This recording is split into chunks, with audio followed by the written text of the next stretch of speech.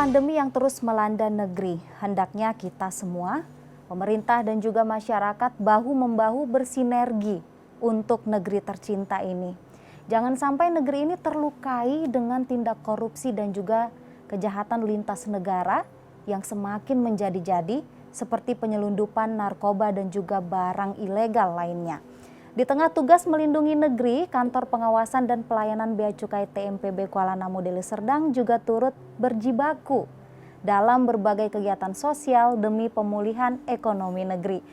Indonesia ini kan negara maritim yang luas sekali, banyak sekali gawang-gawang yang harus kita jaga, gitu ya. Benar. Dan ini tentu saja ini menjadi gerbang masuknya narkoba, begitu. Pak, nah apa yang sudah dilakukan oleh Bea Cukai Kuala Namu dalam menjaga gerbang ini? Kita wilayahnya sangat strategis, Pak, Sumatera Utara. Ya, kita tahu peredaran narkoba sekarang luar biasa, Bu. Pangsa besar pemasaran narkoba itu Indonesia. Nah, pintu gerbangnya laut dan bandara ini masuk dari luar negeri. Kita di Bandara Kuala Namu, meskipun ini pandemi, Bu, pandemi ini, kita sudah menegah 5 kali. 5 kali masuknya peredaran jenis sabu, narkoba jenis sabu itu sudah kita tegak 5 kali. Sehingga kita sebenarnya dari sisi peralatan sih sudah ada. Kita punya anjing pelacak. Kita punya ada namanya ion scan. Ion scan itu kalau Mbak Manda pernah megang jenis narkotika itu 2 minggu yang lalu, itu masih ke detect di ion scan kita. Walaupun tidak semua penumpang bisa kita tes dengan ion scan karena alat pasti punya keterbatasan. Tapi kesiagaan kita, karena istilahnya kalau ada orang yang membawa narkoba, sekecil ada apapun dia pasti ada ketakutan. Nah itu yang harus diamati oleh tim intel kita di lapangan. Karena informasi nggak mungkin bisa kita dapat semudah orang membawa barang yang besar begitu kan. Nah ketika dia ada kejanggalan, nah ini menjadi suspek kita harus ditindaklanjuti. Jadi bicara soal digitalisasi, ternyata Bea Cukai Kuala Namu juga ada menerapkan ini ya untuk lebih menggaungkan untuk masyarakat seperti beberapa aplikasi-aplikasi yang kalian sendiri yang menggagasnya. Iya benar. Beberapa aplikasi inisiasinya bahkan dari rekan-rekan milenial Bea Cukai Kuala Namu. Wah, gitu, luar biasa ternyata ya. Nah, mungkin pemirsa di rumah juga kita ingin tahu aplikasi yang seperti apa yang ini tentu berguna bagi masyarakat luas. Iya benar, Mbak.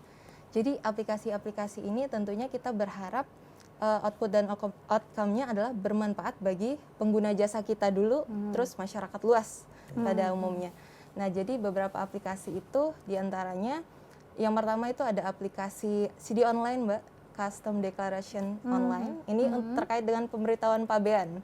Pemberitahuan pabean bagaimana pegawai, maksud saya penumpang dari luar negeri ketika dia tiba di bandara internasional. Kalau dulu itu mereka harus mendeklar secara tertulis apa barang bawaan mereka dari luar negeri itu mereka harus kasih tahu nih biar Bea Cukai tahu. Nah kalau sekarang dengan adanya aplikasi itu kita berharap mereka menggunakan aplikasi kemudian mereka declare secara digital ya Mbak ya, cukup diketik aja nggak perlu ditulis lagi gitu. Saya sempat loh ngisi yang tertulis sebelum ada aplikasi. Agak ribet ya Mbak, apalagi nggak bawa pulpen gitu. Pulpennya harus cantik lagi.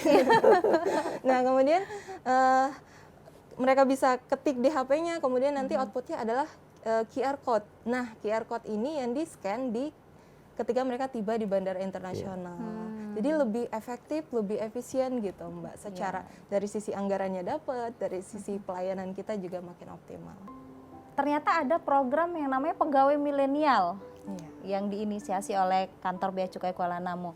Ini program apa saja?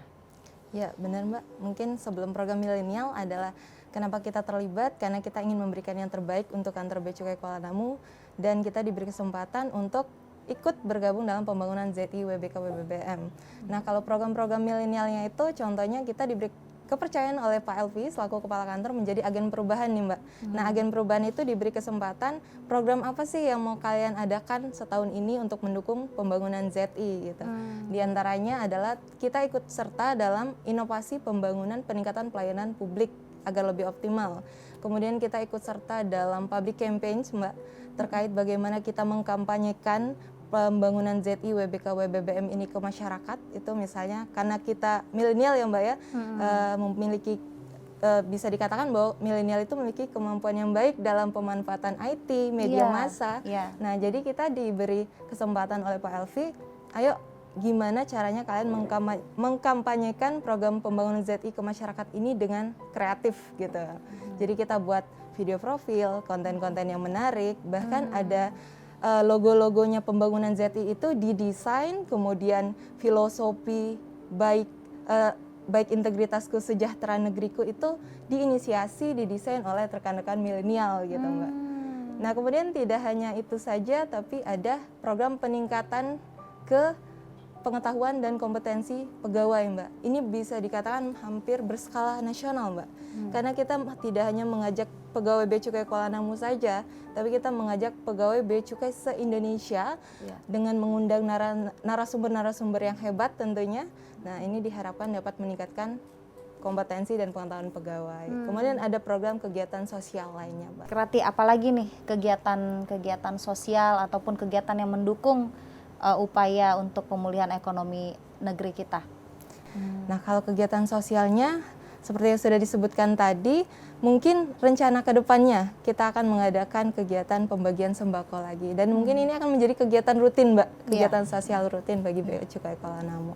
Luar biasa ya milenialnya ini. Baik Pak Elvi, sebagai seorang aparatur sipil negara itu kan harus punya akuntabilitas ya Pak ya. Dimana satu poin penting itu adalah melayani dengan hati, begitu.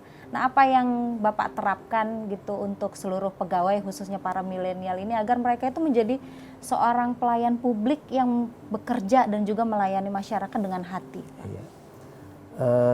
Teman-teman milenial ini Mbak cenderung banyak melihat dari mendengar gitu.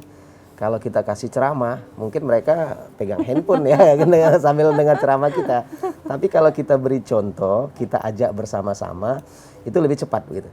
Lebih cepat. Beberapa kegiatan yang disebut Rati tadi, teman-teman milenial itu kita ajak turun, mereka semangat gitu. Daripada kita ceramahin di aula, harus tegakkan integritas, harus melayan dengan baik, mereka enggak.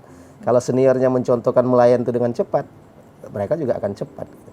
Kemudian satu lagi ya, integritas itu jangan coba-coba bermain-main dengan namanya uang, namanya menjual layanan kita. Itu memang kita contohkan dan kita harap mereka juga tetap teguh memegang komitmen untuk integritas. Itu, baik, Pak Elvi, untuk menutup Salasar Budi silakan pesan singkat Bapak. Ya, dimanapun kita berada, Indonesia sekarang pandemi, Indonesia sekarang susah, kita berikan sumbangsi kita terbaik sebagai apapun kita untuk ikut memulihkan ekonomi nasional. Karena dampaknya sangat luar biasa dari masyarakat kecil sampai juga pengusaha besar. Kalau kita bersama membangun Indonesia, insya Allah Indonesia segera pulih, Indonesia bangkit. Mungkin itu Mbak.